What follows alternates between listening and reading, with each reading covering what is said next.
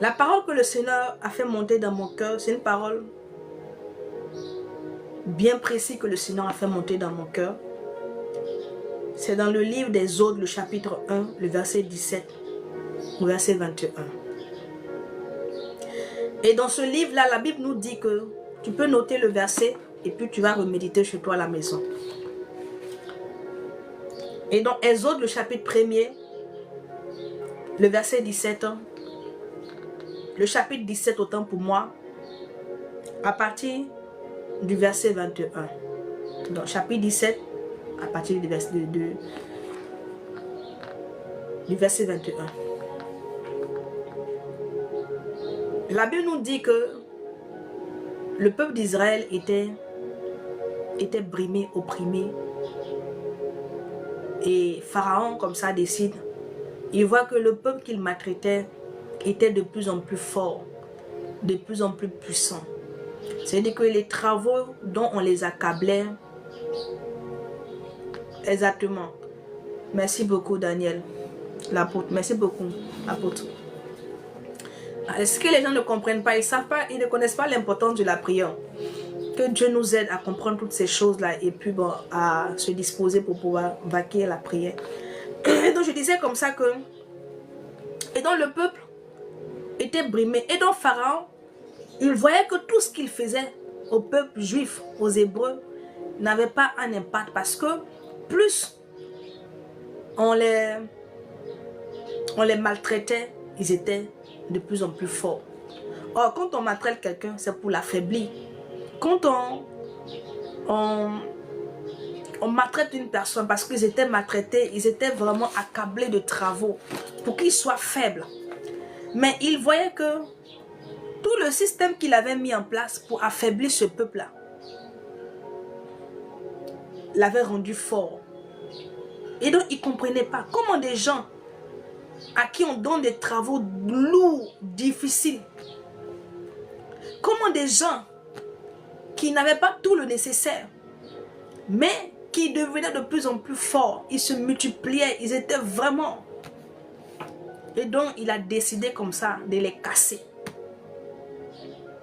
Et donc, il décide de faire tuer tous les mâles. Il a décidé que quand les femmes hébreux allaient mettre des enfants au monde, là, si jamais les sages-femmes constataient que c'était un homme, un garçon, il fallait le tuer. Il a demandé à ce qu'on laisse vivre les femmes. Alléluia. Qu'on laisse vivre les femmes parce que les hommes étaient vaillants, étaient vraiment... Et donc, il a appelé des sages-femmes qui faisaient accoucher les femmes hébreues. Et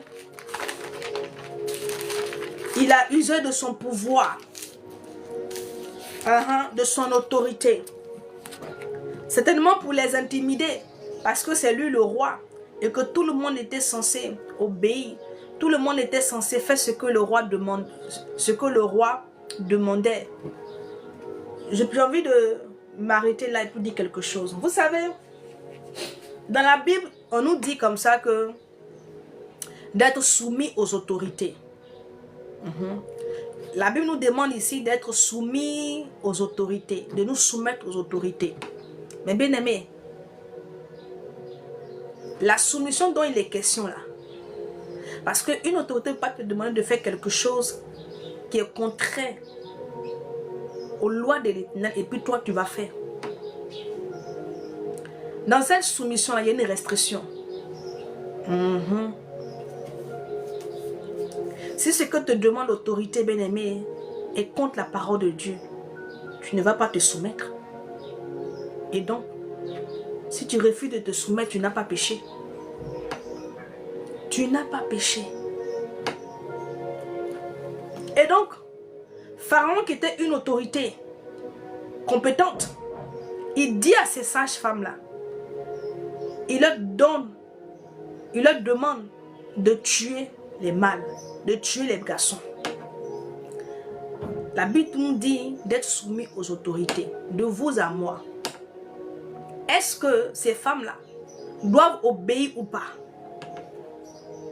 Est-ce qu'elles doivent obéir à l'instruction ou encore à ce que Pharaon a dit parce qu'il est une autorité, ou elles ne doivent pas obéir?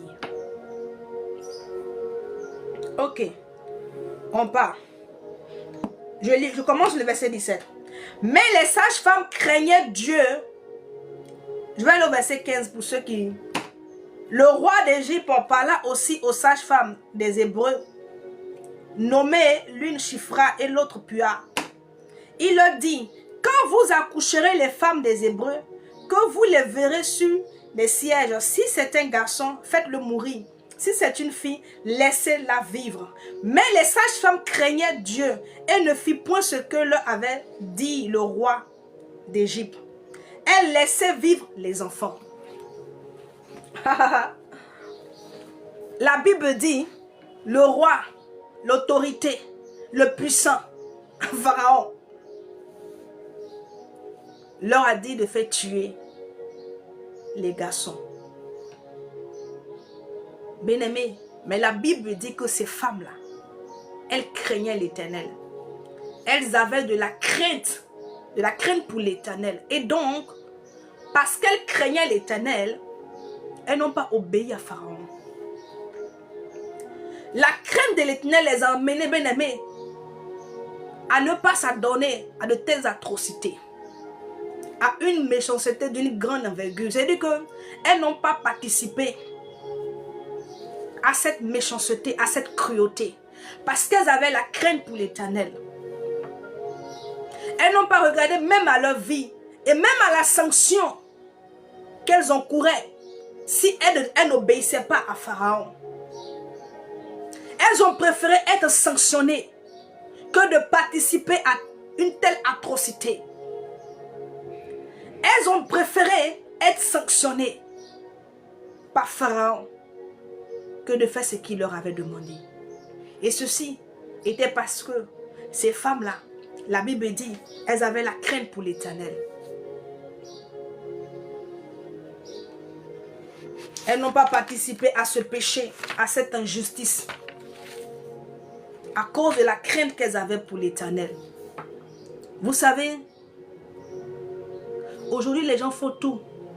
Ils font du n'importe quoi. Parce qu'ils n'ont pas la crainte de l'Éternel. Quand vous voyez les gens dans le péché, c'est ce que j'ai dit. La Bible dit d'être soumis aux autorités.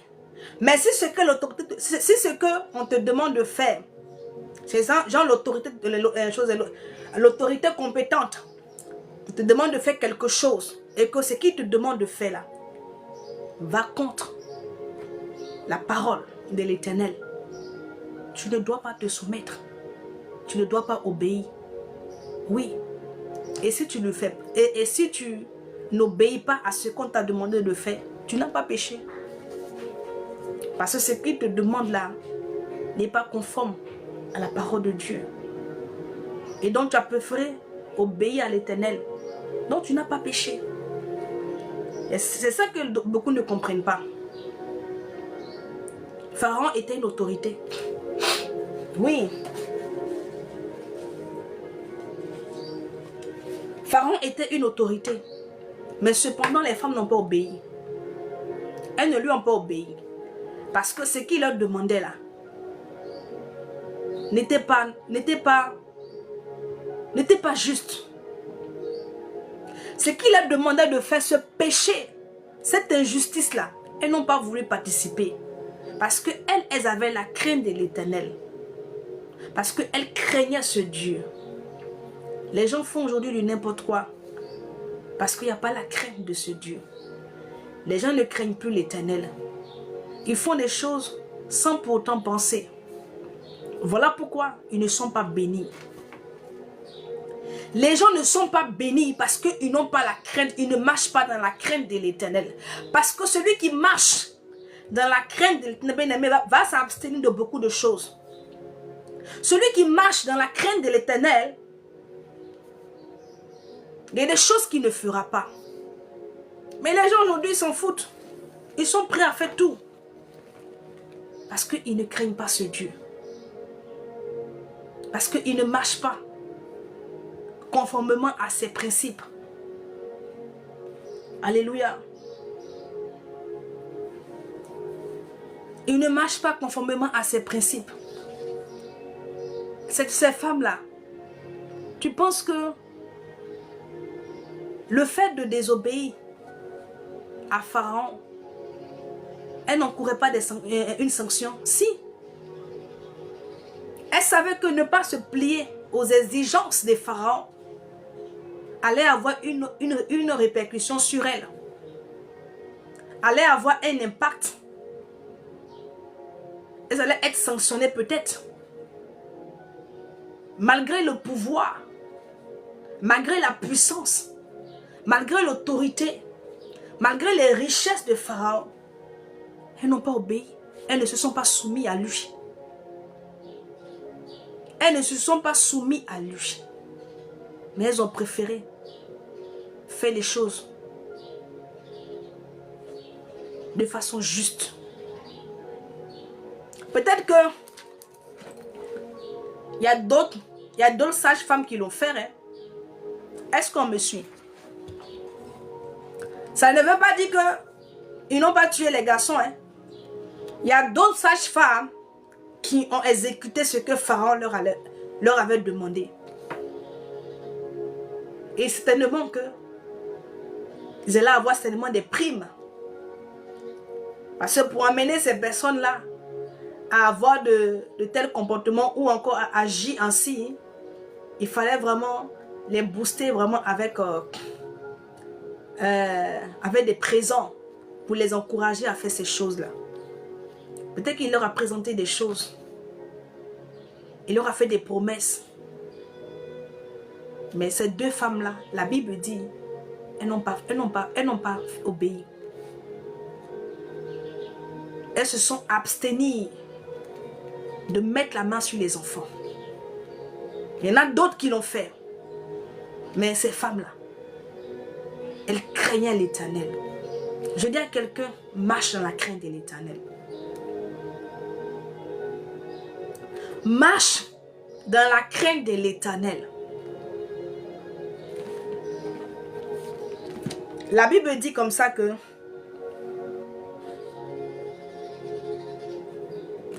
on dit au verset 18, le roi d'Égypte appela les sages-femmes et leur dit, pourquoi avez-vous agi ainsi? Avez-vous laissé vivre les enfants? Et donc, ils ont rapporté l'information à Pharaon. Et on lui a dit non, que les femmes que tu avais mandatées pour faire tuer les mâles, elles ne l'ont pas fait. Pour faire tuer les petits garçons là, elles ne l'ont pas fait. Elles n'ont pas exécuté tes paroles. Et donc lui, il rappelle ces femmes-là. Il leur demande, pourquoi est-ce que vous n'avez pas fait? Pourquoi est-ce que vous n'avez pas agi comme je l'ai demandé?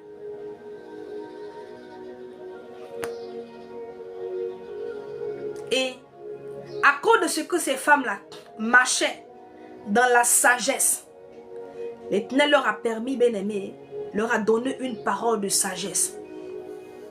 Elles n'ont pas dit au roi, à Pharaon, que non, ce que tu nous demandes de faire là, c'est injuste. Nous, on ne veut pas participer à de telles actions. Mais la Bible dit, elles ont parlé avec sagesse. Dans les dons dont nous parle la parole de Dieu, il y a la parole de sagesse. Bien-aimé, quand tu marches dans la crainte de l'Éternel, bien-aimé, le Seigneur te donnera toujours, bien-aimé, les mots, les paroles qu'il faut devant certaines situations. Est-ce que quelqu'un comprend? Quand tu décides, toi, de marcher dans la crainte de l'Éternel, de ne pas faire comme les autres font, de ne pas te souiller, de ne pas marcher dans l'injustice, de ne pas marcher, bien-aimé, dans l'infidélité, d'être droit, d'être honnête. Personne ne pourra tenir devant toi. Parce que tu auras le langage qui va avec. Car l'Éternel te donnera les paroles qu'il faut devant des situations. Elles ont répondu, elles ont dit au roi, Les sages-femmes répondirent à Pharaon, c'est que les femmes des Hébreux ne sont pas comme les Égyptiennes. Elles sont vigoureuses et elles accouchent avant l'arrivée de la sage-femme. Voici la réponse qu'elles ont donnée à Pharaon. Avant que nous n'arrivions, elles ont déjà accouché. Parce qu'elles sont fortes, ces femmes-là. La Bible dit quoi? Voici le verset que le Seigneur m'a donné. Au verset 20. Dieu fit du bien aux sages-femmes. Dieu fit du bien. L'Éternel a fait du bien à ces sages-femmes-là. Et l'Éternel a fait du bien à ces deux femmes-là. Elles n'étaient pas les seules sages-femmes. Elles étaient nombreuses. Mais ces deux-là particulièrement, l'Éternel leur a fait du bien. Parce qu'elles ont agi avec justice. Elles ont agi avec amour. Elles ont agi avec crainte pour l'Éternel. Quand tu marches dans la crainte de l'Éternel, l'Éternel te fera du bien. L'Éternel te fera du bien. La Bible dit qu'il est bon avec ceux qui sont bons avec lui. Vous savez, dans la Bible, on nous dit qu'il y a un homme du nom de Enoch. On dit au temps d'Enoch là, le cœur des hommes était corrompu. Les hommes faisaient des choses vraiment, des choses ignobles. Les hommes étaient poussés vers ce qui est mauvais, vers ce qui n'est pas bon. Les hommes vraiment étaient poussés vers le mal. Ils avaient changé le bien en mal. Mais la Bible dit que Enoch, lui, il avait décidé d'être différent, de marcher différemment. Et donc, on nous dit que Enoch, là, il craignait l'Éternel. Il marchait dans la crainte de l'Éternel. Il ne faisait pas comme les autres. Il ne vivait pas comme les autres. Il n'était pas malhonnête.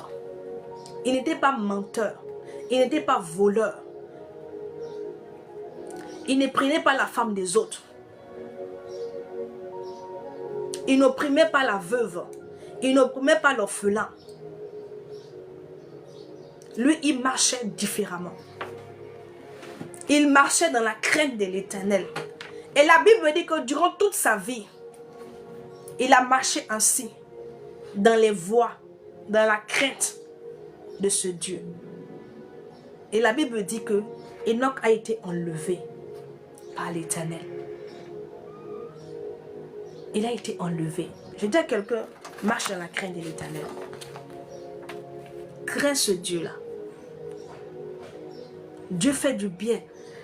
Vous savez, dans ce monde dans lequel nous sommes là, il est difficile, avec tout ce qui nous entoure, dans notre société, les gens même qui sont autour de nous, il est parfois difficile.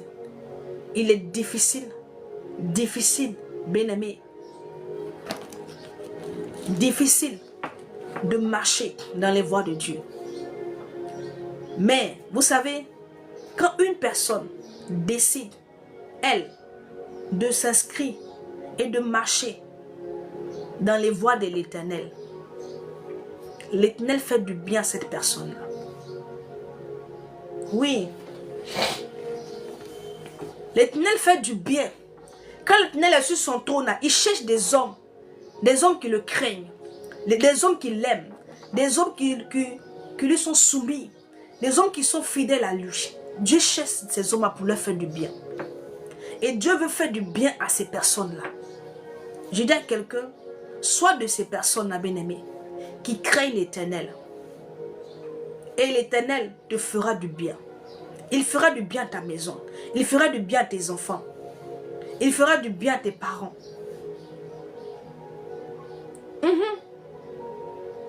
Il fera du bien. Nous sommes arrivés à un temps où, bien-aimé, tu ne peux pas marcher comme ton frère, comme ta soeur. Tu ne peux pas faire comme l'autre.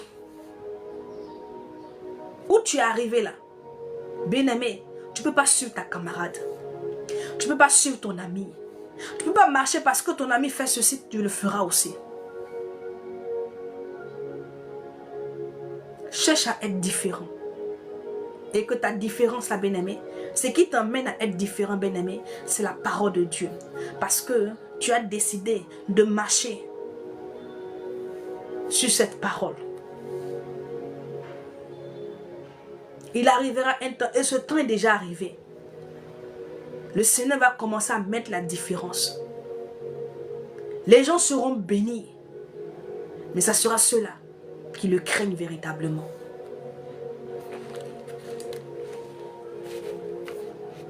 Amen.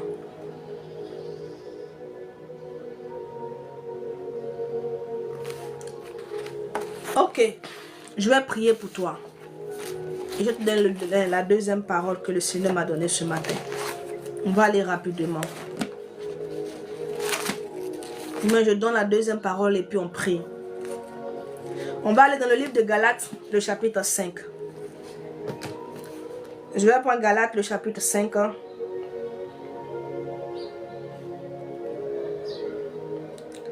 Galates, le chapitre 5, à partir du verset 22 jusqu'au verset 26.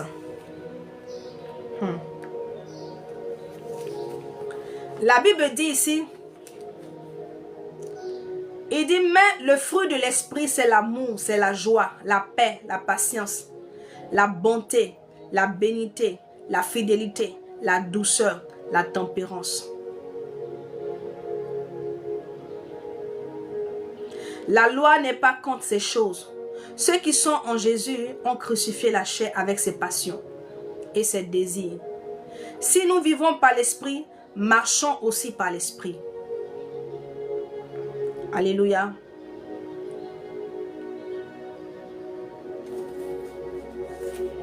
Marchons aussi par l'esprit. Bien-aimés, vous savez, la Bible dit que on nous parle ici des fruits de l'esprit. On nous parle ici des fruits que toi, enfant de Dieu, toi chrétien, tu dois avoir. Or, si on parle de fruits, le fruit, on le cueille où? Sur un arbre. Où on prend le fruit? Qui produit le fruit? C'est l'arbre qui produit le fruit. Et donc, nous devons comprendre que nous sommes des arbres. Tu es un arbre. La Bible dit comme ça que il est comme un arbre planté auprès d'un courant d'eau, en livre de Psaume. Donc, la parole de Dieu t'identifie comme un arbre.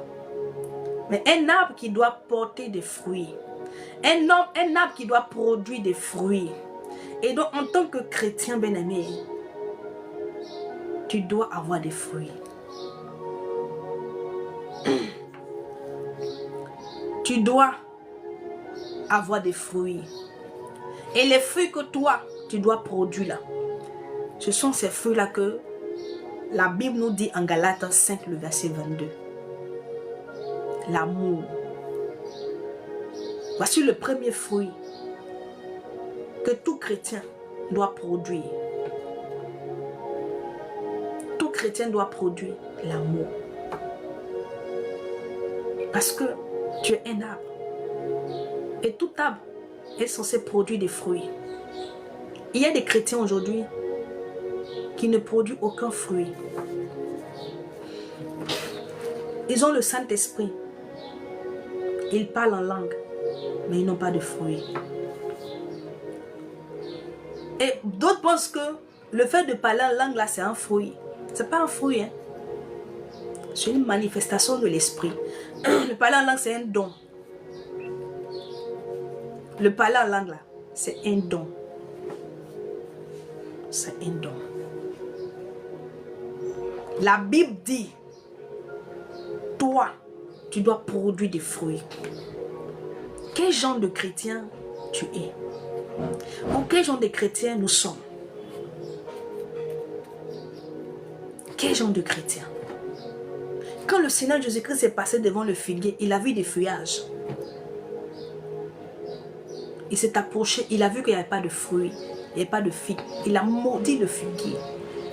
La Bible dit que l'arbre a séché. Parce qu'elle était dans les capacités de donner du fruit, de produire du fruit. Les gens sont campés seulement que sur la bénédiction. Mais personne ne travaille à pouvoir produire des fruits. Les gens ne travaillent pas sur le caractère afin qu'ils puissent produire des fruits. La Bible dit que c'est lorsque vous aurez des œuvres que votre Père sera glorifié au travers de vos œuvres, des fruits que vous allez produire, que le Père sera glorifié. Le Père est glorifié non pas à cause des dons que tu manifestes. Le Père est glorifié par rapport aux fruits que tu produis. Ce sont les fruits là qui feront que ton Père sera glorifié. Qui feront que ton Père sera glorifié.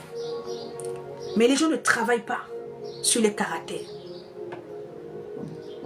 pour avoir des fruits. Les fruits de l'esprit.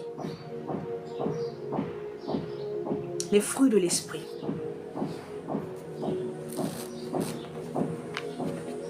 On va prendre les fruits là, on en a vu plusieurs. Hein. On nous a parlé de... Il y a plusieurs fruits, mais la Bible a commencé par l'amour. Voici le premier fruit que tout chrétien doit manifester. Voici l'un des fruits qu'on doit voir chez toi. Toi qui dis que tu es chrétien, tu es enfant de Dieu. Toi qui dis que tu es enfant de Dieu. Vous savez, pourquoi est-ce que ces fruits-là, pourquoi est-ce que vous ne produisez pas ces fruits-là? Car il est dit que si nous vivons par l'esprit, nous marchons aussi selon l'esprit. C'est lui qui va te permettre de produire ces fruits-là. C'est le Saint-Esprit. Mais il te permettra de produire ces fruits si et seulement si toi, tu marches par lui. Autrement dit, tu es conduit par lui. Tu le laisses te façonner. Tu le laisses, bien-aimé, travailler ton caractère. Travailler ton caractère. C'est au travers de là, à la suite de cette transformation, cette formation-là, que les fruits seront produits. Que tu pourras produire du moins des fruits. Mais tu ne produis pas de fruits parce que tu ne marches pas selon l'esprit. Tu n'es pas conduit par l'esprit de Dieu. Toi, tu fais ce que tu veux. Tu es là, tu cours derrière le mariage. Ce que toi, tu veux être béni. Tu veux le miracle. Tu cherches seulement que la bénédiction. Mais la Bible dit comme ça que, femmes, occupez-vous de vos maris et les célibataires, qu'elles s'occupent des choses de Dieu. Des choses de l'Éternel. Oui, pendant que tu n'es pas encore marié, là, bien-aimé, regarde, tu n'es pas encore marié. Mais tu n'as même pas le temps pour le Seigneur. Pour dire que tu es marié, tu es dans ton foyer, tu dois t'occuper de ton mari, de tes enfants. Tu n'as pas d'enfants. Tu n'es pas encore marié. Mais regarde, tu n'as même pas le temps pour le Seigneur. Tu es toujours en retard à l'église. Tu vas toujours en retard. Entends? Tu n'as pas d'enfant pour dire non, que je dois d'abord m'occuper de mes enfants. Et après, m'occuper de moi-même, ce qui fait que je n'arrive pas vraiment à aller à l'heure. Tu es célibataire. Mais regarde le temps que tu accordes au Seigneur. Le temps que tu disposes pour l'Éternel. Mais si toi tu es marié, mais Dieu va plus te voir. Le Seigneur ne te verra plus. Parce que même dans ton célibat, bien-aimé, tu lui accordes très peu de temps. Très peu. Merci beaucoup, Audrey. Tu lui accordes très peu de temps. Dans ton célibat, hein, où tu es seul. Hein, c'est-à-dire que si tu veux, tu fais ta nourriture, tu manges. C'est pas pour dire que tu es marié. Tu dois forcément cuisiner. Ton mari a le travail, tu dois forcément faire la cuisine. Tu dois t'occuper de tes enfants. Il n'y a rien de tout ça. Et tu n'es même pas disposé pour chercher le Seigneur. Tu n'es même pas disposé même pour chercher Jésus. Tu n'as même pas son temps. Et c'est le mariage que quand il va te donner, toi tu auras son temps.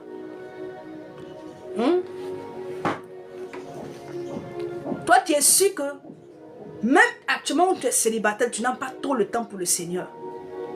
C'est quand tu vas te marier. Et quand tu vas avoir des enfants. Mais tu n'auras plus jamais le temps pour lui. Tu n'auras plus le temps pour lui.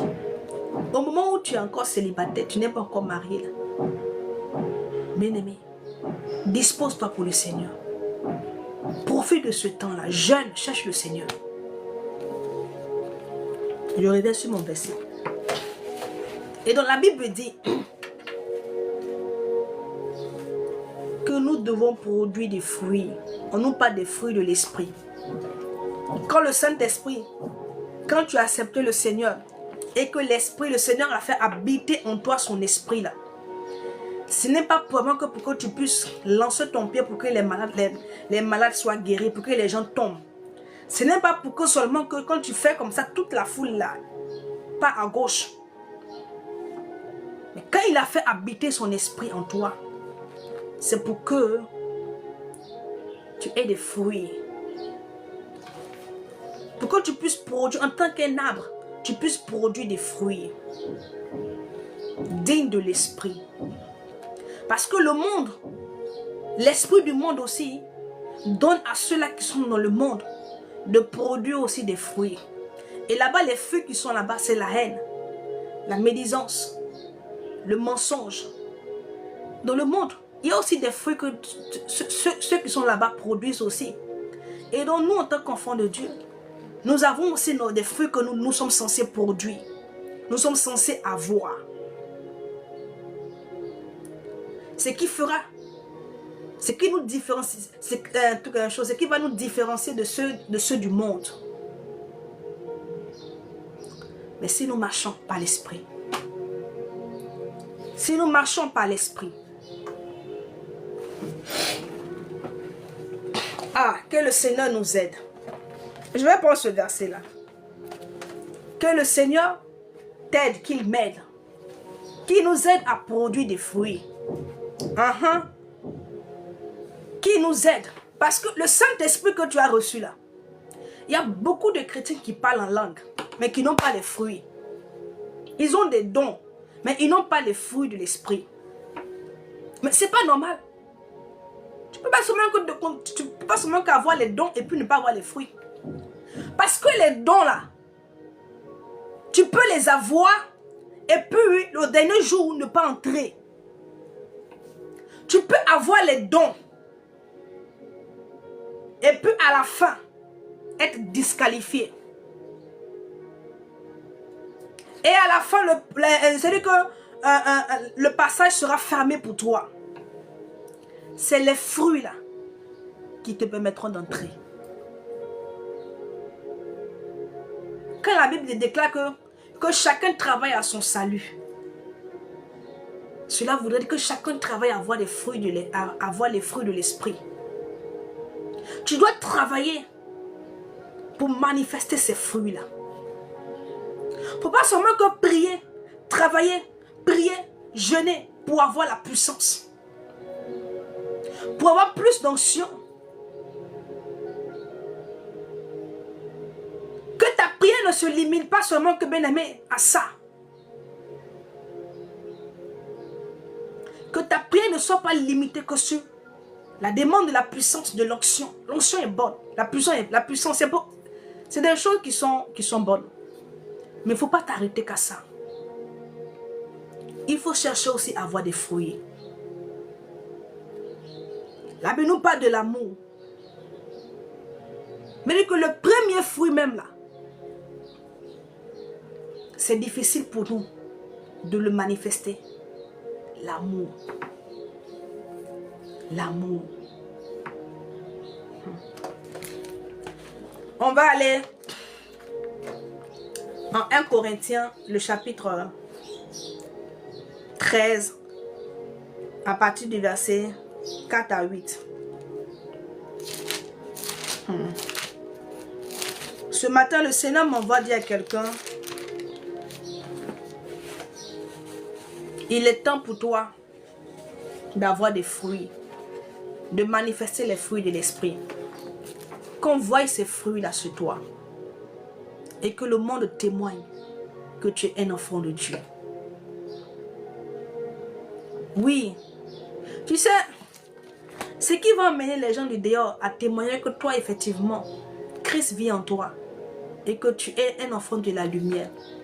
Ce n'est pas seulement que la puissance que tu vas manifester. Parce que même le diable aussi, là, il manifeste là-bas le feu. Il manifeste la puissance aussi. Mais la différence, ce sera les fruits que toi tu auras. C'est par tes fruits là tu pourras te différencier, bien-aimé, des autres. Le Seigneur a dit quoi? Il dit, vous les reconnaîtrez par leurs fruits. Donc on reconnaît le vrai par ses fruits. On reconnaît celui qui est véritablement de Dieu et celui qui ne l'est pas. Et ce qui amène à pouvoir les reconnaître, ce sont les fruits que chacun manifeste.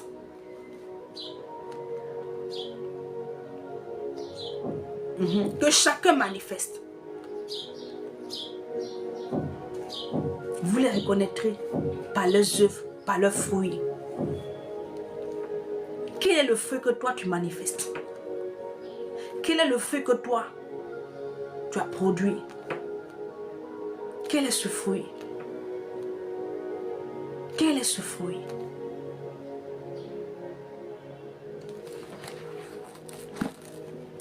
Ok.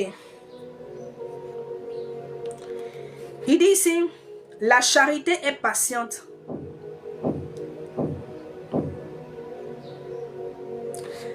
La charité est patiente. Elle est pleine de bonté. La charité n'est point envieuse. La charité ne se vante point. Elle ne s'enfle point d'orgueil. Elle ne s'enfle point d'orgueil. Alléluia. Elle ne fait rien de malhonnête. Elle ne cherche point son intérêt. Elle ne s'irrite point. Elle ne soupçonne point le mal.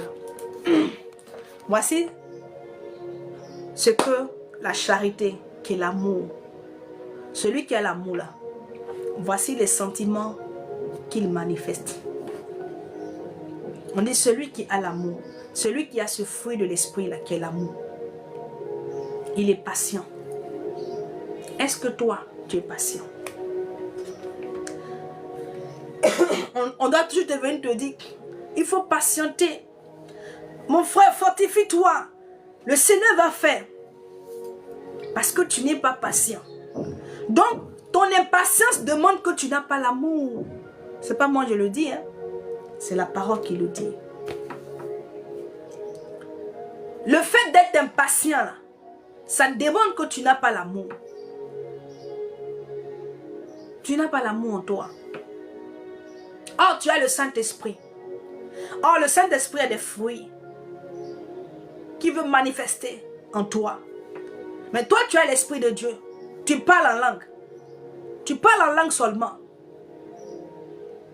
Mais tu n'as pas le fruit. Tu n'as pas ces fruits. Tu n'as que les dons. Il ne faut pas s'arrêter qu'aux dons. Il faut chercher aussi à manifester les fruits de l'Esprit. Et pour que les fruits là soient, pour que tu puisses manifester les fruits de l'Esprit bien-aimé, tu seras formé, brisé, cassé. Oui. Le Saint-Esprit va travailler, va œuvrer dans ta vie, sur ton caractère. Il va travailler sur ton caractère. C'est le caractère qui fait que tu n'arrives pas à avoir les fruits de l'esprit. Tu n'arrives pas à avoir l'amour. Qui fait que tu n'as pas l'amour. C'est le caractère. Parce que ton caractère est dur. Ton caractère est compliqué. Ton caractère est bizarre. Et ce caractère-là, qu'est-ce qui fait que tu as ce caractère? C'est ta chair. Et donc, quand il travaille sur ton caractère, le travail se fait dans la chair. Se fait dans la chair. Il dit la charité, elle est patiente. Et donc celui qui n'est pas patient, il n'a pas l'amour. Et celui qui n'a pas l'amour, il n'a pas le fruit de l'esprit. Elle est pleine de bonté. La charité n'est point envieuse. Aujourd'hui, beaucoup de prières que les gens adressent à Dieu, ce sont des prières envieuses. C'est-à-dire qu'ils envient tellement la vie des autres qu'ils viennent dans la présence de Dieu. Tout ce qu'ils demandent là, c'est par envie. Les gens demandent les choses par envie. Voilà pourquoi ils ne sont pas exaucés. Vous demandez les choses par envie. Si tu as l'amour, tu ne seras pas envieux. Beaucoup de demandes que les gens formulent dans la présence de Dieu. Comme la Bible a dit que venez, que demandez et vous recevrez. Et donc les gens, dans leur envie, ils sont tellement envieux, ils voient la vie des autres. Ils veulent forcément aussi avoir la même vie. Parce que l'autre a ça, il veut aussi avoir.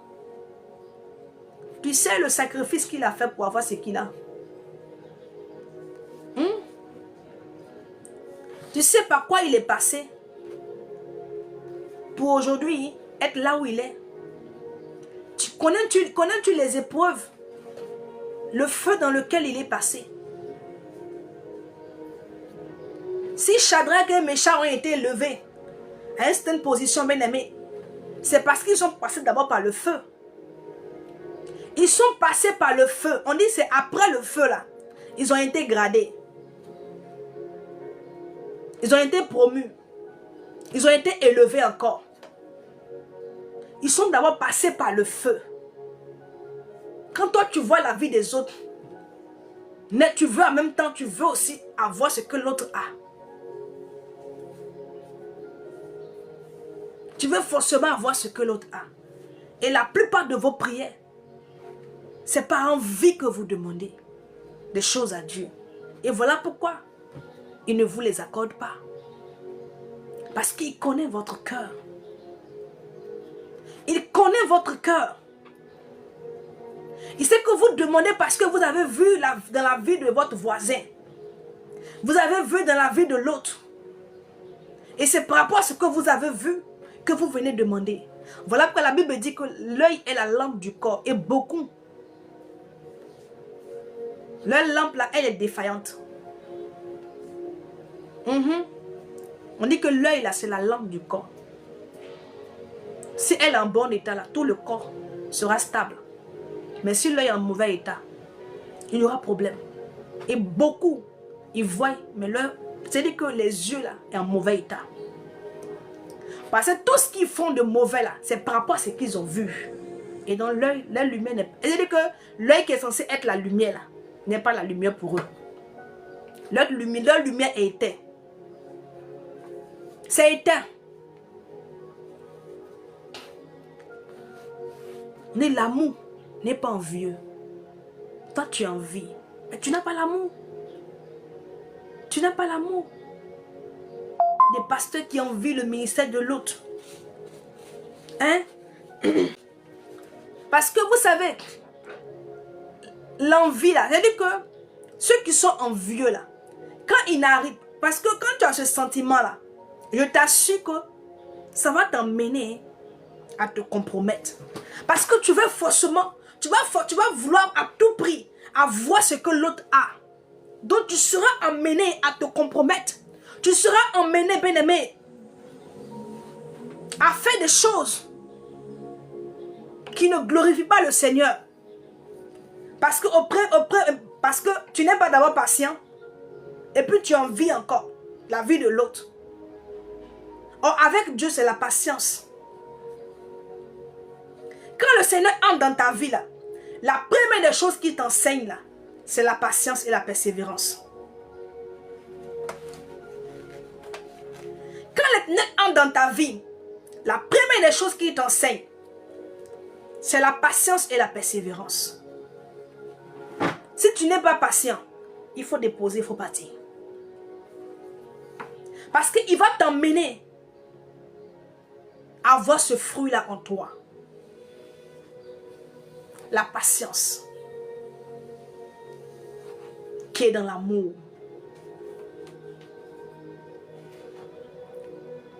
C'est compliqué. C'est compliqué. Eh Seigneur, que Dieu nous aide. Le Seigneur va t'aider. C'est parce qu'il veut t'aider qu'il t'apporte cette parole. Il veut que tu comprennes quelque chose. Celui que tu vois aujourd'hui dans une grosse voiture, il a été un piéton. Il n'est pas né dans la grosse voiture. Avant, il marchait. Toi, tu marches aujourd'hui. Glorifie le Seigneur. Celui que tu vois dans sa maison, dans sa villa, il a été aussi, bien-aimé, locataire dans le passé. Avant d'être propriétaire aujourd'hui, il a été locataire d'abord.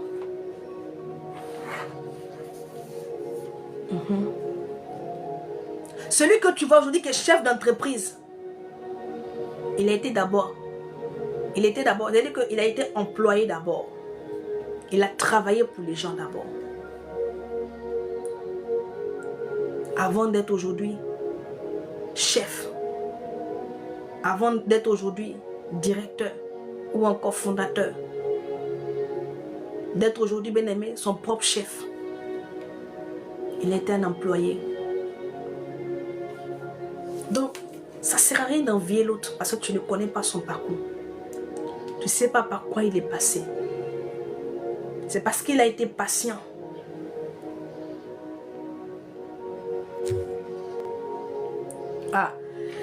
C'est parce qu'il a été patient. Merci beaucoup, apôtre. C'est parce qu'il a été patient qu'il est arrivé là où il est. Quand souvent vous faites vos prières, oh Seigneur, moi je souffre. C'est par rapport à l'autre que vous dites ça. Oui. Seigneur, vous priez par rapport aux autres. Cherchez plutôt la volonté de Jésus-Christ pour vos vies. Cherche plutôt la volonté de l'Éternel pour ta vie. Les gens sont là, même dans le ministère. Ils s'envient des hommes de Dieu. Ils ont le feu. Ils ont l'onction. Ils vont te donner, te dire que ils peuvent te prophétiser de matin jusqu'au soir. Mais dans leur cœur, c'est rempli d'envie. Quand tel homme de Dieu en vogue, ça ne les plaît pas. Ils veulent être toujours sur les projecteurs. Quand on parle d'eux partout, qu'ils soient toujours à la une. Vous les voyez, ils sont remplis d'onction. Mais remplis d'envie. C'est-à-dire qu'ils sont envieux puis ils sont là. Bien qu'ils aient l'onction. Parce que Dieu nous connaît tous. Il est le Dieu qui sonde nos cœurs. Des envieux. Des envieux. D'autres même là. Tellement qu'ils sont envieux même là. C'est-à-dire que ça les fait mal. Quand ils voient l'autre en train de... Le ministère de l'autre en train d'éclore. En train de émerger, en train d'avancer. Et puis lui, il est toujours au même niveau. Ils vont commencer à faire des groupes. Aide-moi à détester. Pour ternir l'image de l'autre. Toi, tu penses que tu fais du mal à qui? Quand toi, tu agis ainsi, tu fais du mal à qui? C'est à Jésus. Parce que c'est l'église de Jésus. L'homme de Dieu que tu vois là, à qui tu t'attaques là, il est qu'un serviteur. Ah oui. Toi, tu fais du mal à qui? À Jésus. Le Seigneur a dit à Paul, il dit Paul, pourquoi me persécutes-tu? Ça doit t'emmener à réfléchir. Il n'a pas dit pourquoi tu persécutes mes serviteurs. Il dit, pourquoi tu me... Il dit que c'est moi que tu persécutes. Donc quand toi tu agis ainsi là, c'est Jésus que tu persécutes. Tu crois que tu fais du mal à l'homme de Dieu? Tu penses que tu lui fais du mal? Est-ce que tu sais les âmes que le Seigneur veut gagner au travers de lui? Et puis toi, tu veux venir mettre en mal ce plan à cause d'un sentiment d'envie. Vous les voyez, ils sont pleins. Ils ont l'onction. Mais dans leur cœur, c'est pourri à l'intérieur. Voilà pourquoi le Seigneur pouvait dire comme ça aux pharisiens. Il dit, hypocrite que vous êtes. Lavez dans le verre. Il dit que nettoyez plutôt dans le verre à l'intérieur qu'à l'extérieur. Mais ils prenaient leur temps pour nettoyer. Il dit qu'ils parlaient de leur vie. Car la Bible dit qu'ils portaient des vêtements de marque, des vêtements. Et ils se promenaient dans les rues. Et ils aimaient être appelés rabbis, des sachants, les docteurs. Mais à l'intérieur, ils étaient mauvais, ils étaient sales. Ils embellissaient l'extérieur. Mais l'intérieur était désapprouvé par l'Éternel. Parce qu'ils sont des cœurs, ils sont les rires. Et c'est ce qui se passe. Les gens ont la connaissance, ils ont les dons. Ils manifestent tout cela. Mais à l'intérieur, ce n'est pas bon. Voilà pourquoi tu ne peux pas seulement que chercher les dons. Mais il faut chercher à avoir aussi. À manifester les fruits de l'esprit. Dieu n'est pas épaté des grandes croisades que tu fais. Dieu n'est pas épaté par des guérisons. Parce que qui te permet de faire ces guérisons? Mais c'est lui. C'est lui. Il y a souvent, il y a des gens, il y a des hommes de Dieu qui oublient ça. Je ne sais pas. C'est lui qui te permet de faire toutes ces délivrances, toutes ces choses-là. C'est l'Éternel. Mais ce qui touche le Seigneur, c'est de voir chez toi les fruits de son esprit, de voir chez toi l'amour véritable. Il dit, je vous laisse un autre commandement. Aimez-vous les uns les autres. Ayez de l'amour. Quelque chose que on peine à faire. On lutte. On lutte.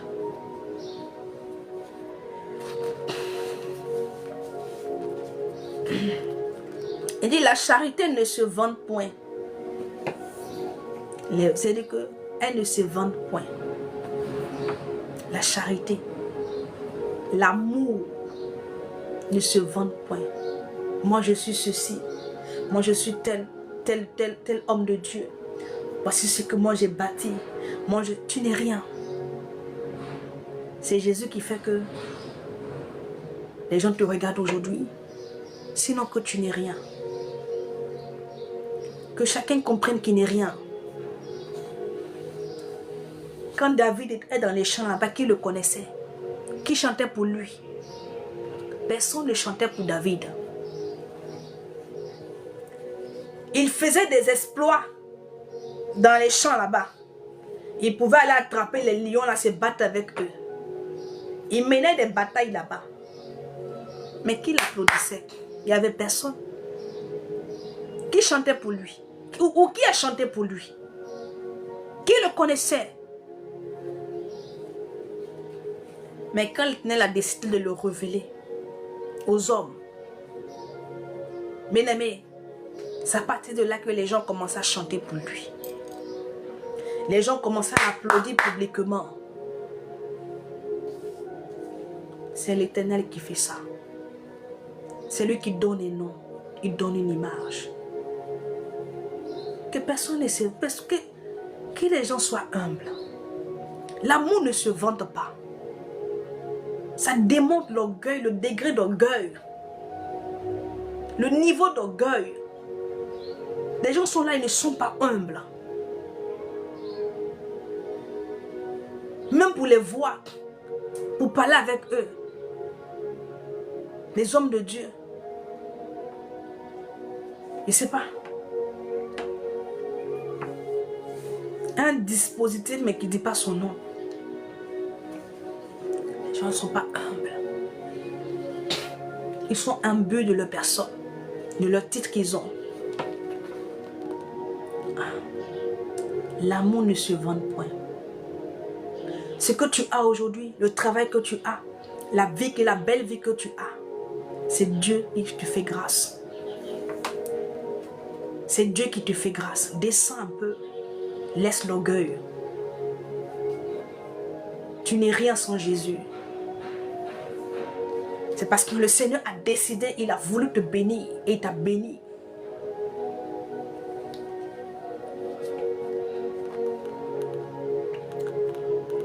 Il dit, elles ne savent point d'orgueil. Les gens qui sont imbus de leur personne, qui sont suffisants, ils se suffisent eux-mêmes. Ils n'ont pas besoin des autres. Tu dis que tu es chrétien. Mais où sont les fruits que tu as?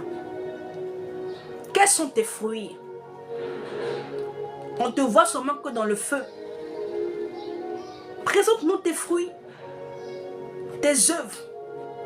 Il dit, vous les reconnaîtrez par leurs œuvres, par leurs fruits.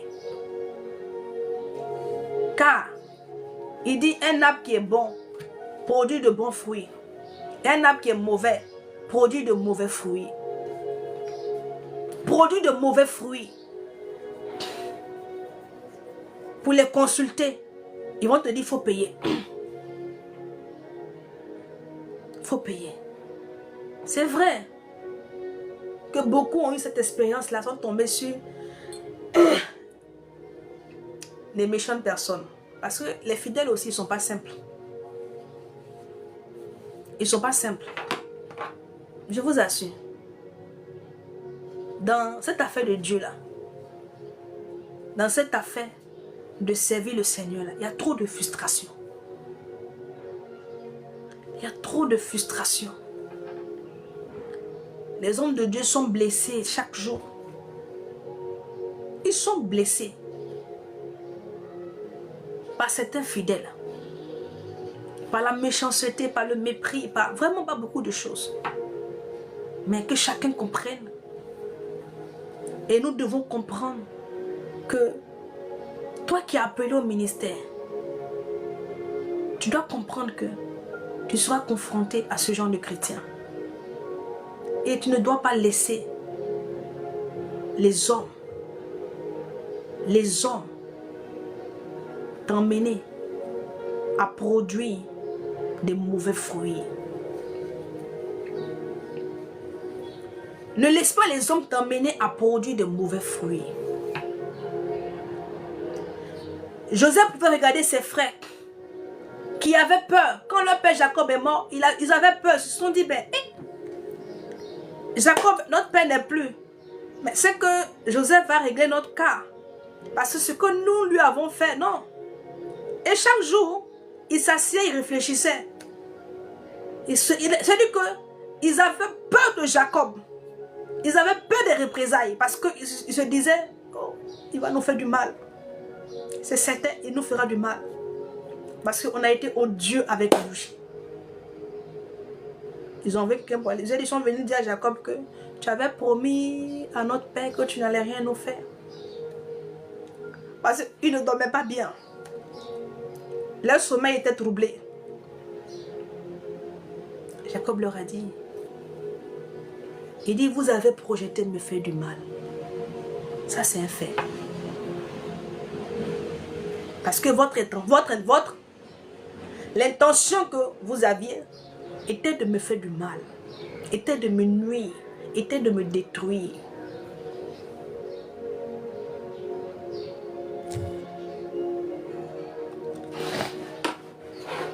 Était de me détruire. Mais l'Éternel a changé cela en bon. Pourquoi? Parce qu'il y avait un plan. Il voulait au travers de mon canal sauver la vie de ce peuple qui est là. Il dit, je m'occuperai de vous et vos enfants. Ne vous inquiétez pas. Ne vous inquiétez pas. L'orgueil. Il dit, elle ne fait rien de malhonnête. Aujourd'hui là, si tu cherches les malhonnêtes, il faut aller à l'église. Ils sont assis là-bas. C'est dommage. Il faut le dire. Vous savez, les malhonnêtes là, ils sont dans le monde là, ça ne choque pas. Parce que c'est ce qui se passe là-bas. Pourquoi est-ce que ça choque quand ça vient dans l'église? Parce que dans l'église, on doit trouver la droiture. On doit trouver des hommes droits, des hommes honnêtes. Parce que Jésus-Christ est venu, quand il est entré dans ta vie, toi qui es malhonnête là, il est entré pour que tu sois un homme honnête. Il est entré dans ta vie pour que toi tu sois un homme honnête. Il n'est pas entré dans ta vie pour que toi tu demeures un homme, tu demeures malhonnête. Non. Il faut qu'il y ait, comment je peux dire ça? L'ancien toi et celui que tu es présentement. Oui. On a connu Paul de Tarse. Saul de Tarse du moins. Et après, il y a eu Paul. C'est deux personnes différentes. Mais pourquoi toi tu es le même? Pourquoi toi tu es le même? C'est pas le même Jésus là qui est entré dans la vie de Paul. Mais c'est le même qui est entré dans ta vie. C'est pas le même Saint-Esprit là qui était en Paul. Mais c'est le même esprit qui est en toi. Mais pourquoi il n'y a pas de changement? Pourquoi toi tu ne changes pas? Tu es toujours malhonnête. Pourquoi? Pourquoi? Pourquoi le changement n'arrive pas chez toi? Vous voulez le changement extérieur.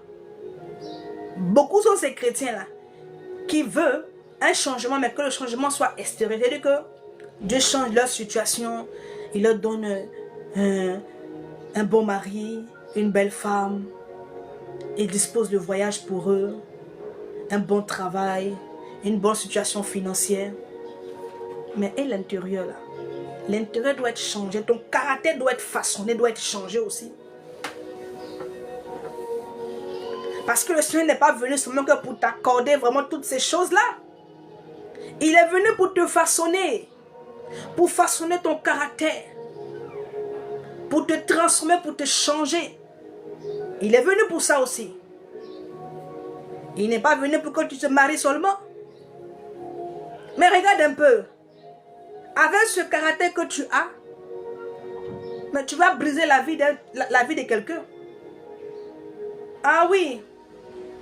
Toi, tu veux le mariage. Mais celui qui va arriver là, tu es sûr que ton caractère là, il pourra supporter? Ton comportement que toi tu as là. L'orgueil qui est en toi qui te fatigue. Hein? Tu es sûr que cette femme-là peut supporter? Voilà pourquoi le Seigneur dit recherchez premièrement le royaume et la justice. Et toutes ces choses vous seront données par-dessus tout. J'ai compris. Il doit d'abord nettoyer l'intérieur. Il dit aux pharisiens, nettoyez plutôt l'intérieur. Nettoyez plutôt l'intérieur que de nettoyer l'extérieur. Parce que quand on veut boire là, c'est où on met la boisson. C'est à l'intérieur.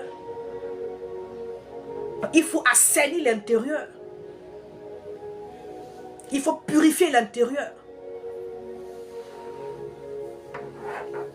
Donc quand le Seigneur, c'est le même Dieu là, le même Saint-Esprit qui est entré en Pierre, et puis il est devenu Simon, lui qui était colérique, il a changé, il est devenu sage. C'est le même Saint-Esprit qui est en toi. Toi tu parles seulement qu'en langue. Tu n'as pas reçu le Saint-Esprit que pour parler en langue.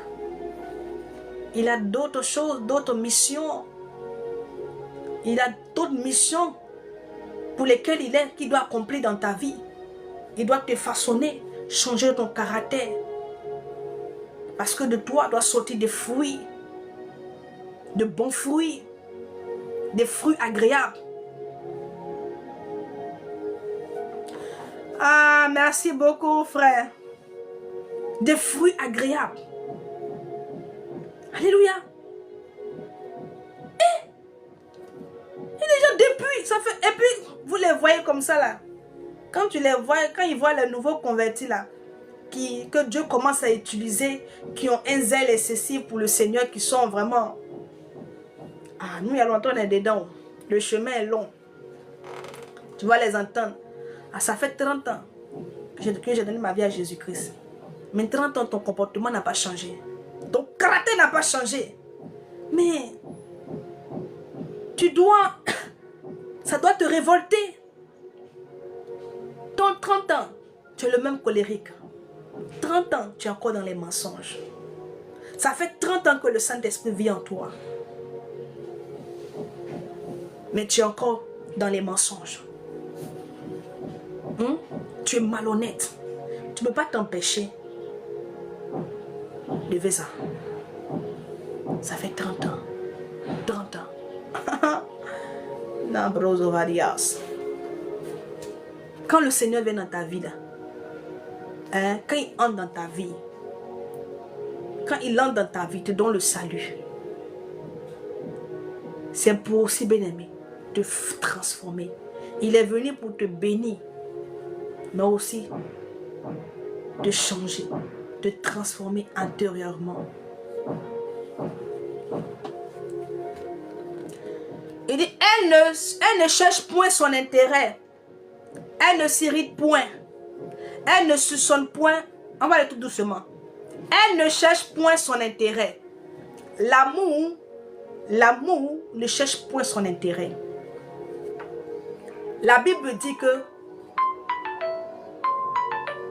nous sommes le corps, nous sommes les membres de ce corps. Et les membres là travaillent ensemble, en accord, pour le bon fonctionnement du corps. Mais aujourd'hui, quand tu regardes un peu l'église, il n'y a pas cet accord-là, cette union-là. Les gens marchent en rang dispersé. Ou bien, ils se font des groupes.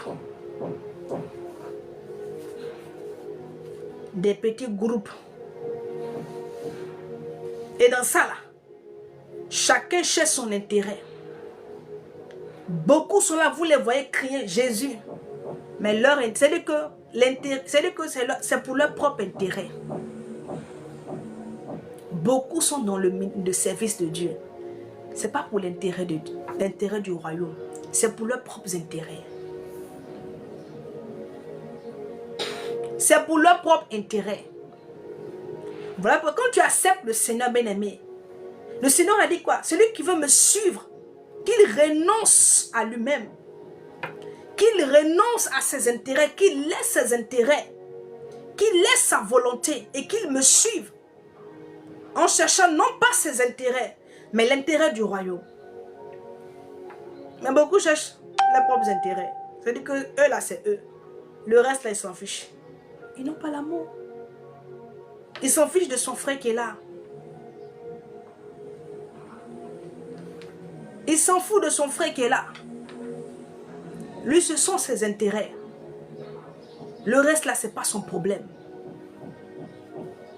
Tu es chrétien. Et puis regarde ton comportement. Toi-même, il faut voir. Est-ce que ça glorifie le nom de l'Éternel? Est-ce que ça honore ton Père? Est-ce qu'avec un tel comportement, est-ce que tu penses que Christ est honoré au travers de ta vie? Oui. Par de ceux qui sont campés sur leur intérêt, ils sont très méchants. Oui, ils sont méchants. Parce que c'est eux d'abord. C'est eux d'abord.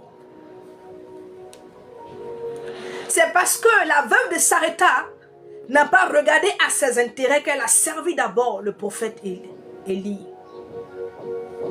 Elle n'a pas regardé à ses intérêts.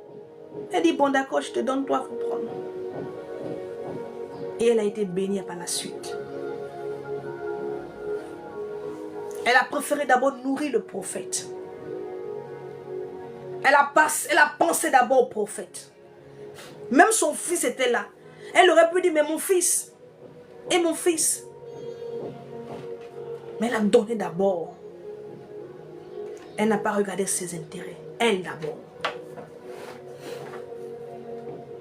C'est à cause, parce que vous êtes campé sur vos intérêts, que vous ne voyez pas l'Éternel. Vous ne voyez pas ce Dieu. Souvent même Dieu même, il ne vous bénit pas parce qu'il sait que vous là, vous ne serez pas. Parce que quand le Seigneur te bénit là, je dis à quelqu'un, quand le Seigneur te bénit là, c'est pour que ta vie, au travers de ta vie, les gens, c'est-à-dire que d'autres personnes soient bénies aussi. Tu es béni pour bénir. Tu es sauvé pour sauver.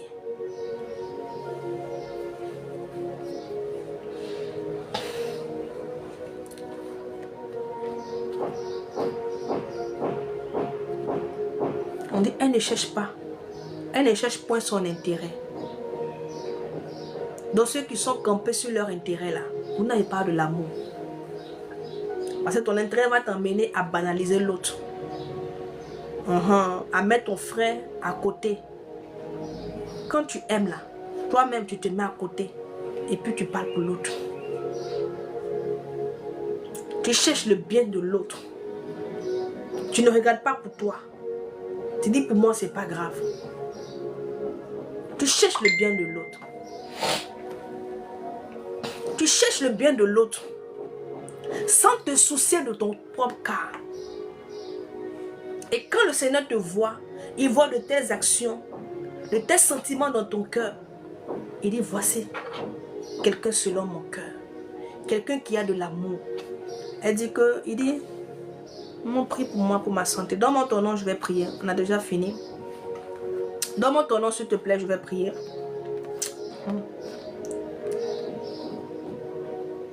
Il dit, elle ne s'irrite point. Elle ne soupçonne point le mal.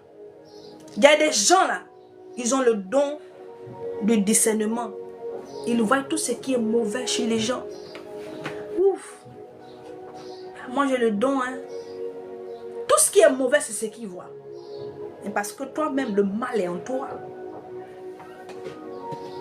Il dit que, oui, ok, je vais prier pour toi. Oui, Sephora. On dit quoi? Elle ne s'irrite point. Et elle ne soupçonne point le mal. Donc je disais comme ça. Je disais comme si ceux qui ont les dons du discernement, ils voient tout ce qui est mauvais. Ouf. J'ai vu ça. Il y a le mal en toi. On dit, elle ne soupçonne point le mal. Oui. Elle ne soupçonne point le mal. Merci beaucoup. Elle ne soupçonne point le mal. Toi, tu vois le mal seulement chez les autres. Toi, tu penses que tu es parfait. C'est Dieu qui nous fait grâce. C'est l'Éternel qui nous fait grâce. Il y a des personnes là, ce jour les très saints, parce que l'Éternel n'a pas encore exposé vos péchés. Sinon, il y a des choses que vous faites, c'est encore caché. Vous pensez que, comme l'autre aujourd'hui a été exposé là, vous allez venir commencer à crier. Dieu voit tout un chacun dans son lieu secret.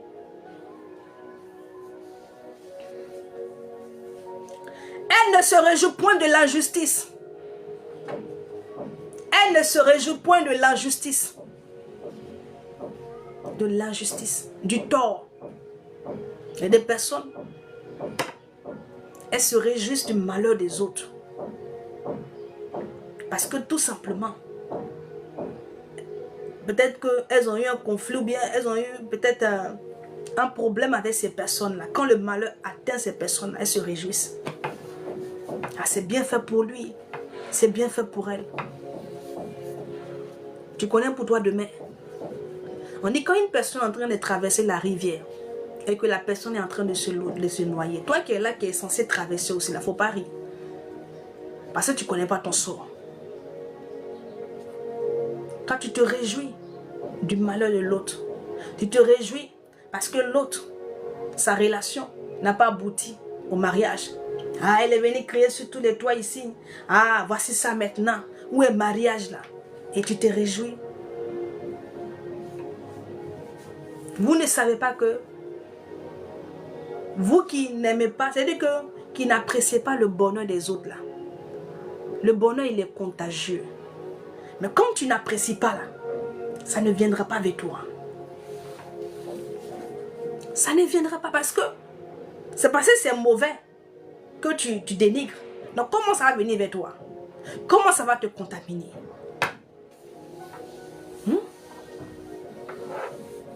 On dit, elle ne se réjouit point de l'injustice. Donc ce qui veut dire qu'il y a des personnes qui se réjouissent du malheur des autres. Ils se réjouissent quand les autres sont dans des situations difficiles, sont accusés injustement. Ils sont là, ils prennent un malin plaisir à se réjouir, à célébrer, à festoyer. Oh, voici ça maintenant. Tout est dehors. Ils se prenaient et ça les plaît. Vous savez, avec les réseaux sociaux, il y a beaucoup d'injustices. Donc faites très attention quand les sujets viennent sur le net comme ça, que vous ne connaissez ni les tenants, ni encore les aboutissants là. Mettez-vous en retrait. Mettez-vous en retrait. Quelque chose que tu ne connais pas, tu n'as pas été à la tête. Bien-aimé, tu ne sais pas où ça a commencé, à quel moment. Tu n'en sais rien. Mets-toi en retrait. Le silence n'a jamais tué. En ce qui concerne ces genres de choses-là, vaut mieux être silencieux ou silencieuse et observer.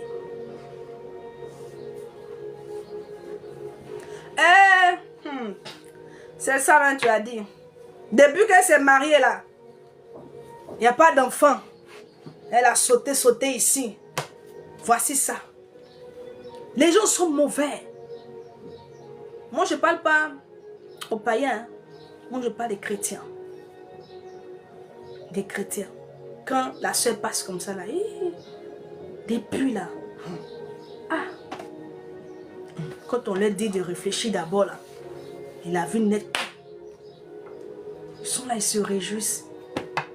Mais vous voulez que le Seigneur vous fasse du bien. La soeur est là, elle n'a pas d'enfant. Ou mais il a un problème, tu ne peux pas intercéder pour lui. Tu ne peux pas dire, Seigneur, souviens-toi de mon frère tant. Seigneur, souviens-toi de la soeur. Souviens-toi de... Toi, tu ne connais pas ça. Tu es assise là sur la table des moqueurs. Tu es en compagnie des moqueurs. Tu ris, tu médites, tu te réjouis. Avec ça, tu dis que tu es rempli du Saint-Esprit. Quand tu finis, tu vas dans ta chambre, tu commences à parler en langue pour déranger les voisins. Pour déranger les gens autour de toi. Oh, ton intérieur est sale. Ce qui est à l'intérieur de toi, c'est que ton caractère, ton attitude n'est pas bon.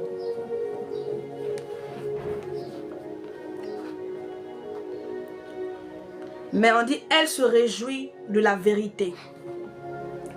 Elle se réjouit de la vérité. Elle se réjouit de la vérité. La charité ne périt jamais. La charité, c'est l'amour. Les prophéties prendront fin. Les langues cesseront. La connaissance disparaîtra. Car nous connaissons en partie et nous prophétisons en partie. Mais quand ce qui est parfait sera venu, ce qui est partiel disparaîtra. Amen. Gloire à Jésus. Et donc, bien-aimé, c'est le message que le Seigneur m'a donné pour toi. 2 messages. Il dit de marcher dans sa crainte. D'être un homme différent. D'être différent. De marcher. Non, c'est le livre de 1 Corinthiens 13, le verset 4. À partir du verset 4 jusqu'au verset 10. 1 Corinthiens. 1 Corinthiens, le chapitre 13, à partir du verset 4. Chapitre 13. À partir du verset 4 jusqu'au verset 10.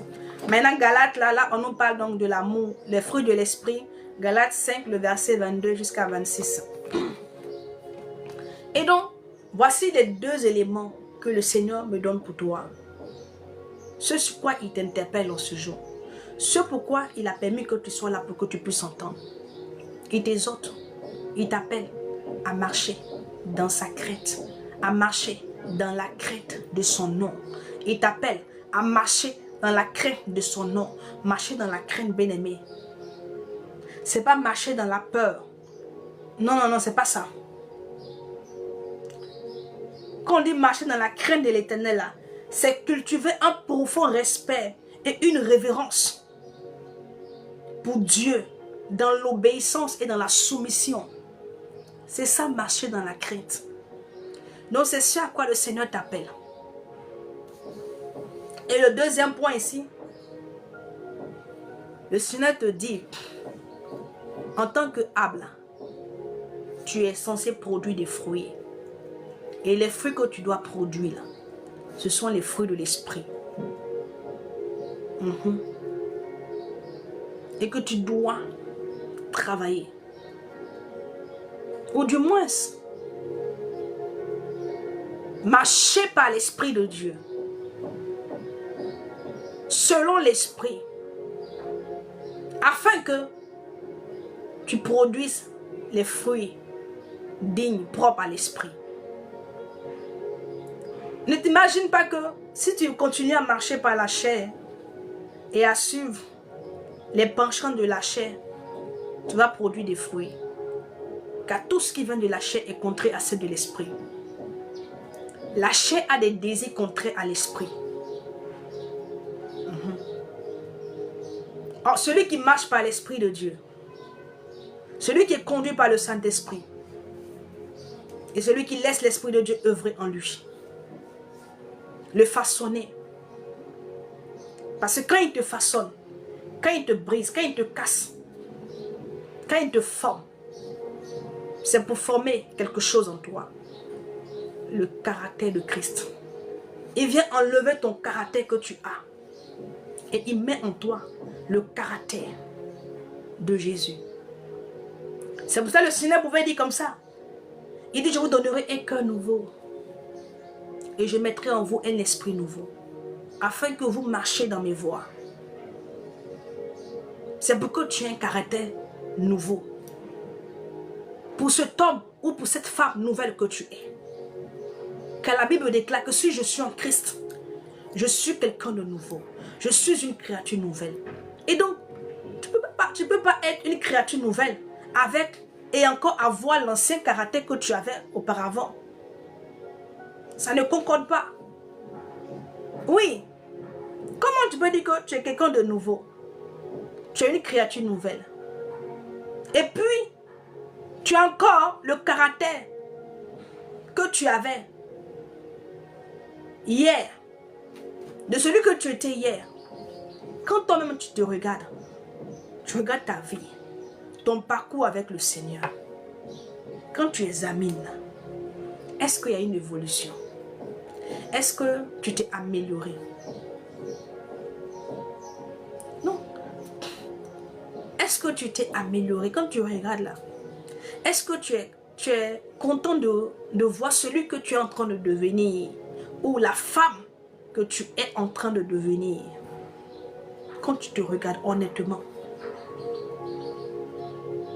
est-ce que tu es fier de voir ce que l'Esprit de Dieu a fait au travers de toi? De celui que tu es devenu aujourd'hui?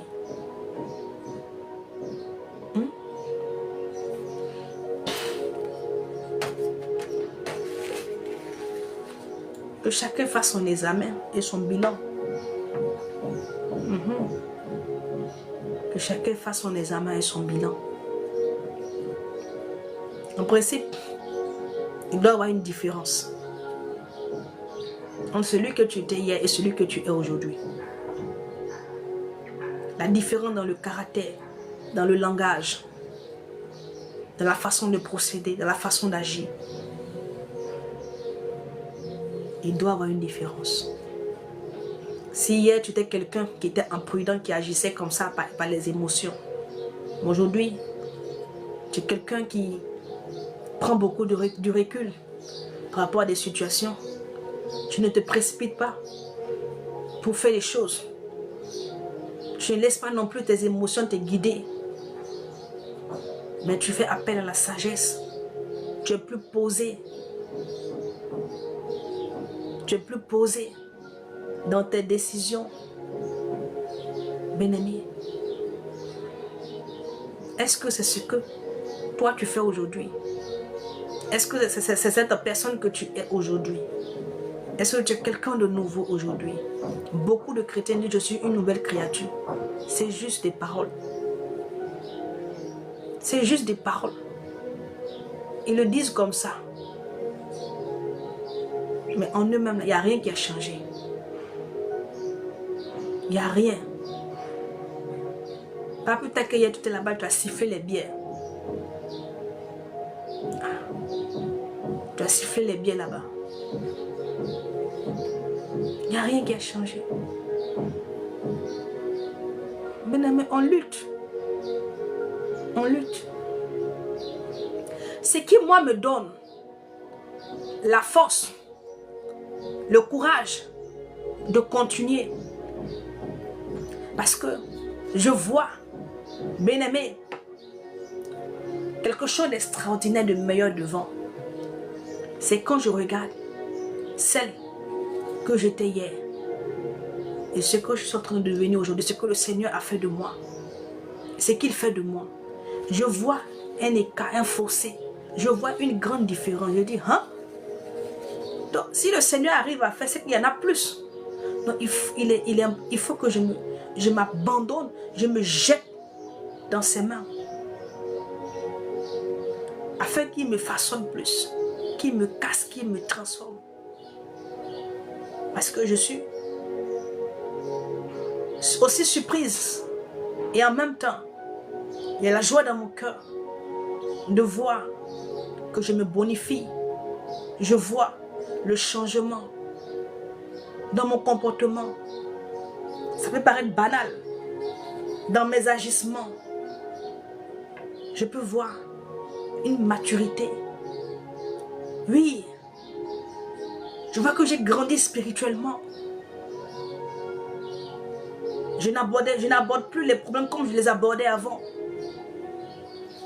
Shalom, shalom Jean-Paul. Je ne réagis plus comme auparavant. Je réagissais par mes émotions. J'étais impulsive. Mais je vois que l'esprit a travaillé ce caractère. Il y a plus de retenue, plus de patience, plus de tranquillité, moins d'agitation. Mais quand je vois ces résultats du Saint-Esprit dans ma vie, mais je me laisse encore plus à lui parce que je me dis que s'il a pu faire ça, c'est qu'il peut faire plus. C'est qu'il peut faire plus. Et c'est le plus là que je veux. Je veux un caractère nouveau. C'est-à-dire que le caractère typique de Christ, c'est ce que je veux. Voici là où je regarde. Toi, où tu regardes? Quel est le modèle? Quel est le modèle auquel tu veux ressembler?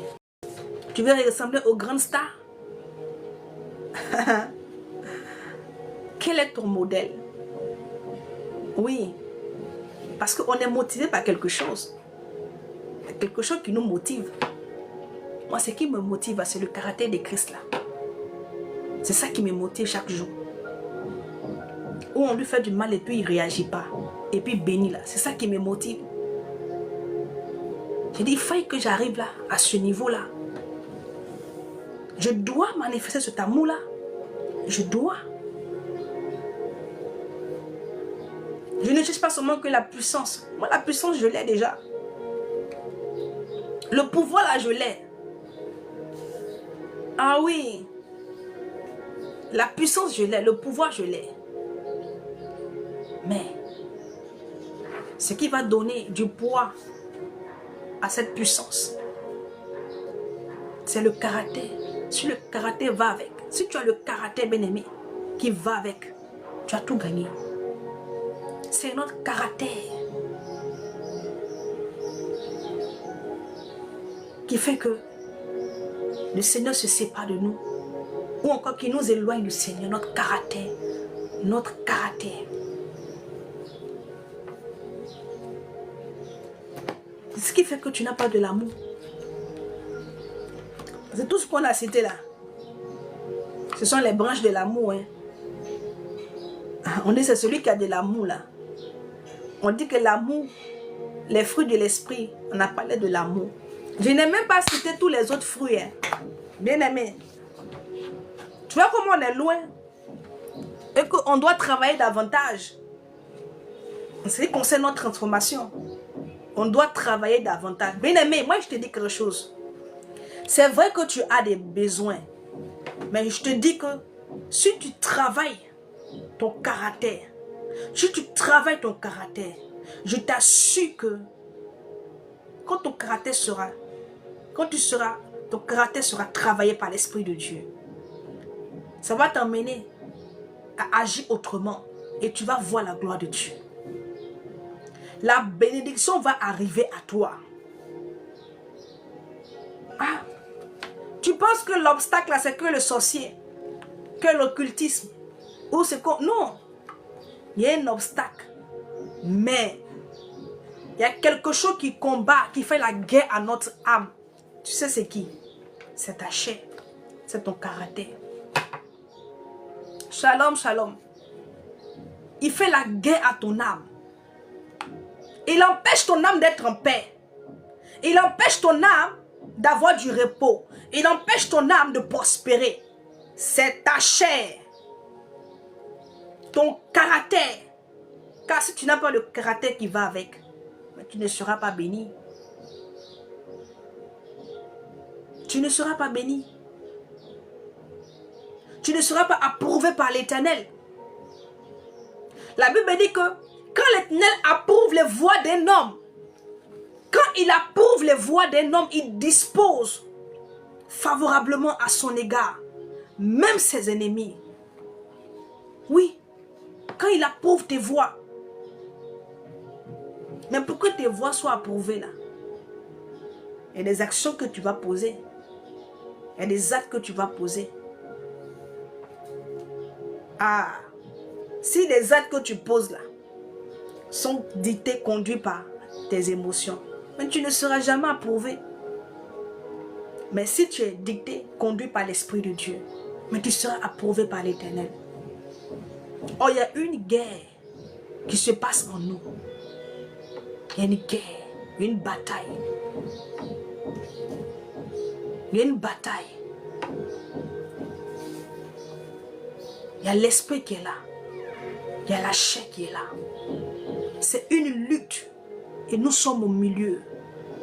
Nous luttons. On veut aller vers où l'esprit nous emmène. Mais la chair ne veut pas nous lâcher. Et nous luttons. Nous luttons. Mais le Seigneur, la Bible dit, il est dit comme ça que soumets-toi à Dieu. Soumets-toi à Dieu. Et le diable, là, il va fuir loin de toi. Quand toi, tu te soumets au Saint-Esprit, la chair, elle sera dans l'obligation de se taire. Elle sera dans l'obligation. C'est-à-dire que la chair va se soumettre. Il y a des gens qui doivent discipliner leur chair. Tu dois discipliner ta chair. Tu dois amener ta chair à obéir à l'esprit. Quand toi tu ne jeûnes pas, c'est quoi? Mais la chair veut manger. La chair aime la nourriture. Mais l'esprit veut le jeûne pour être fortifié. Tu vas suivre qui? Tu vas suivre la chair ou bien tu vas suivre l'esprit? Tu vas suivre l'esprit. Tu vas suivre l'esprit. la chair est faible, mais l'esprit est bien disposé. La chair, elle est faible. Mais l'esprit, là, elle est bien disposée. Chacun doit discipliner sa chair. Et ce qui va t'emmener à discipliner, ce n'est pas que tu as chuchoté. Non! C'est quand tu vas te soumettre au Seigneur. Plus tu te soumets à Jésus, plus tu te soumets au Saint-Esprit, ta chair se discipline. Tu as dit que tu es en train de discipliner par cette attitude de ta chair. Quand tu continues, quand tu marches dans les voies du Seigneur, bien-aimé, tu es en train de discipliner ta chair. Tu es en train de dire à ta chair que ce n'est pas toi qui commandes. Ce n'est pas toi qui me commande. Mais c'est le Saint-Esprit qui me commande. Ce n'est pas toi qui me dirige. Mais c'est l'Esprit de Dieu qui me dirige. Le Seigneur voulait que je vous donne ce matin. Il me charge de te dire que tu es un arbre qui doit porter des fruits. On te reconnaîtra. On te confond de Dieu par ton fruit. Il dit vous serez mes fils. On reconnaîtra que vous êtes mes fils si vous apportez la paix autour de vous. Donc le chrétien là, ce n'est pas celui qui le dit dans la bouche, mais c'est celui qui a des œuvres palpables, tangibles. Quand même la Bible dit que la femme, elle peut emmener son mari à se convertir par ses œuvres. Par ses œuvres. Tu n'as pas besoin de dire à ton mari que Seigneur, chérie, allons à l'église. Il dit, il ne va pas à l'église. Mais il veut à partir, mais à cause de ton caractère. Toi-même, ton comportement, quand toi-même tu analyses, hein? Lui-même, il te regarde. Il se pose la question, mais celle-là même, elle va à l'église. C'est quoi on lui enseigne là-bas? Parce que depuis, ça fait des années, il est avec toi. Tu ne changes pas. Ton caractère est toujours le même. Mais le jour, il va voir le changement là. Hein? Toi-même, tu ne vas pas l'inviter. Il se lèvera lui-même. Il te dira, allons à l'église. Parce que là, il a scellé quelque chose. Il a vu un changement. Ah, donc ce Dieu-là, il peut changer le caractère. Il peut transformer l'homme comme ça. Ah, j'irai pour que moi aussi, je sois transformé. Vous n'arrivez pas à convertir des gens autour de vous. Parce que quand ils regardent votre caractère, là, eux-mêmes, ils ont peur de partir. Parce que depuis, ça fait des années que tu es chrétien. Mais quand il n'y a pas là en famille, là, j'ai dit que le temps, les gens vont s'en rendre compte que tu es en culotte. Le temps, ils vont voir la toi, tu es déjà en culotte déjà. Tu es déjà en culotte. Tu es déjà prête. Mais tu penses que avec comportement, caractère, ça, les gens vont te suivre à l'église. Mais c'est que Jésus, depuis là, qui ne change pas notre soeur. Ton caractère changé va susciter la... C'est-à-dire que les gens ils seront curieux de comprendre. Mais c'est qui elle a côtoyé. Et puis elle a changé comme ça. Elle est devenue quelqu'un de douce. Elle est apaisée. Elle est... Vraiment, les gens seront poussés par la curiosité à aller voir. Sinon, ce n'est pas tout ce que tu dis là que les gens écoutent. Il y a le caractère aussi que les gens regardent. On dit que Jésus transforme, mais toi, depuis, tu n'es pas encore transformé. Tu dis aux gens, venez à Christ, il va vous changer. Mais toi-même, tu es toujours au même niveau. Où est le changement? Où est ton témoignage? Quel est ton témoignage? Quel est ton témoignage? Tu te caches, tu bois. Tu te caches, tu fumes. Quel est ton témoignage? Tu es dans les bois de nuit. Toi, tu es dans les bois de nuit. Tu dis que tu es chrétien. Tu suis tes amis à aller dans les bois de nuit. C'est à quel moment toi, tu vas leur dire, cet endroit-là, ce n'est pas un bon endroit.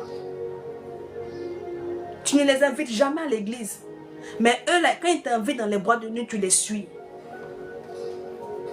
Quand eux, ils t'invitent en boîte de nuit, toi, tu les suis. Mais jamais, toi, tu vas leur dire, allons à l'église.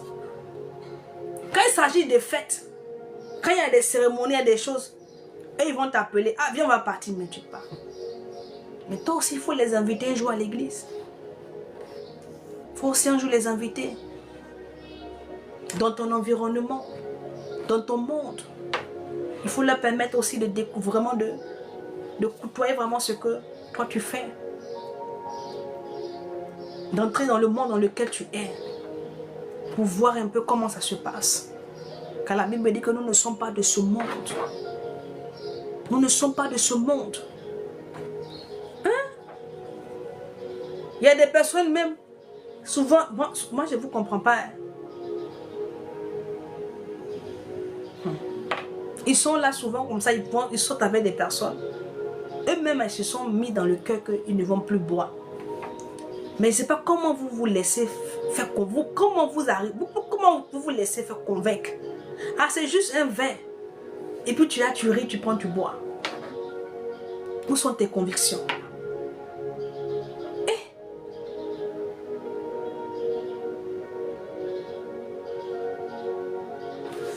Que le Seigneur nous aide. Il va nous aider en tout cas. Parce que bientôt il doit venir. Donc il fallait qu'on soit prêt pour son retour. Nous devons être prêts pour son retour. Qui veut attendre le deuxième tour? Personne, hein? Personne ne veut attendre le deuxième tour. Nous, on veut tous aller au premier tour. Ceux qui veulent attendre le deuxième tour, là, ça n'engage que eux. Deuxième tour, là, il n'y aura pas un homme de Dieu pour t'évangéliser. Hein? Deuxième tour, là, il n'y aura pas quelqu'un pour te fortifier. Hein? Il n'y aura pas quelqu'un qui t'appelle pour te dire que « Ah, mon frère, comment tu vas? Ah, les problèmes, ah, ça va aller. Oh, viens, on va prier. » Il n'y aura pas ça. Hein? Toi qui es là, qui penses que tu as encore le temps, là, ou même tu te dis donc que je vais laisser au deuxième tour. Moi, je vais aller au deuxième tour. Deuxième tour, là. Deuxième tour, là. Tu ne vas pas gagner un homme de Dieu pour venir t'évangéliser. Pour venir te dire il faut prier. Pour venir te dire il faut jeûner. Ah, il faut faire ça. Il n'y aura pas ça. Hein. Actuellement, on est dans le premier tour comme ça. Donc, il faut t'atteler. Il faut disposer ton esprit pour t'inscrire véritablement dans les voies du Seigneur. Afin que ce premier tour-là, toi, tu partes. Pour ne pas rester au deuxième tour. Mais tu vas être repêché. Ah, je ne sais pas. On doit aller tous au premier tour. On ne veut pas de repêchage ici. Il faut dire que moi là, je ne veux pas être repêché. Je dois aller au premier tour. Je dois aller. Et pour aller au premier tour, c'est maintenant que ça commence. Par sa façon de marcher. Je ne veux pas être repêché au deuxième tour. C'est le deuxième tour. C'est-à-dire que toi-même, il faut voir. Le premier tour qui est là. Vois comment la vie est devenue dure. Comment c'est difficile, bien aimé.